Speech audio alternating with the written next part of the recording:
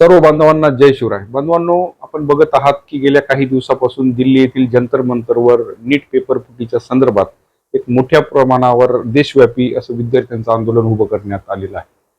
आणि हे आंदोलन, या आंदोलनाला राज्यातून, गावागावातून, जिल्ह्यातून, तालुक्यातून आणि घराघरातून पाठिंबा मिळत आहे. आणि हे खूप मोठ्या प्रमाणावर आंदोलन उभं राहत आहे, याची धग आज गावखेड्यापर्यंत सुद्धा येऊन पोहोचलेली आहे.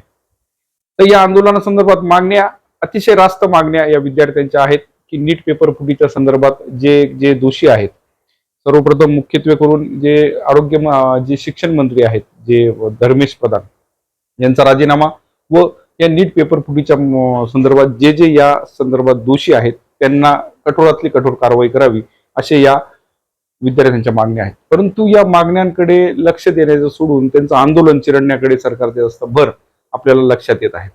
कारण काल परवा झालेल्या लाठीमारात आपण बघितलं असाल की जे आपल्या स्वतःच्या भवितव्यासाठी जे विद्यार्थी आंदोलन करत आहेत, अशा या आपल्या लोकशाही प्रधान देशामध्ये आंदोलन करणाऱ्या विद्यार्थ्यांचे डोके फोडले जात आहेत. आंदोलन करणाऱ्या विद्यार्थ्यांना लाठीमार केला जात आहे, त्यांचं आंदोलन चिरडण्याचा प्रयत्न केला जात आहे.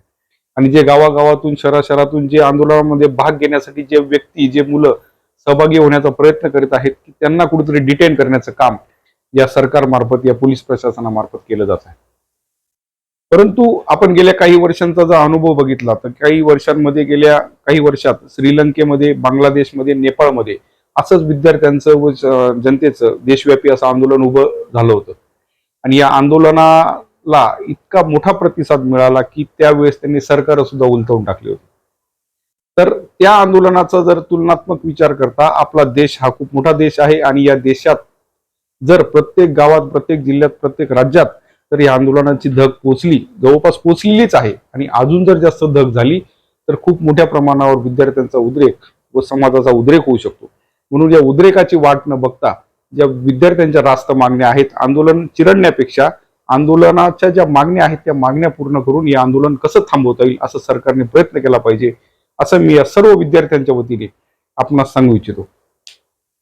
नाहीतर आपण बघत आहात की इतक्या मोठ्या प्रमाणावर हे आंदोलन होऊ शकतं की सरकार सुद्धा उलटलं जाऊ शकतं, सरकार सुद्धा टेन्शन मध्ये येऊ शकतं. म्हणून सरकारला विनंती आहे की लवकरात लवकर हे आंदोलन थांबवावं व विद्यार्थ्यांच्या मागण्या पूर्ण कराव्या. नाहीतर गावागावातून या आंदोलनाला, या विद्यार्थ्यांच्या आंदोलनाला गावागावातून लोक दिल्लीकडे प्रस्थान करतील, हे मी या ठिकाणी सांगतो व इथेच थांबतो. जय हिंद, जय महाराष्ट्र, जय शिवराय.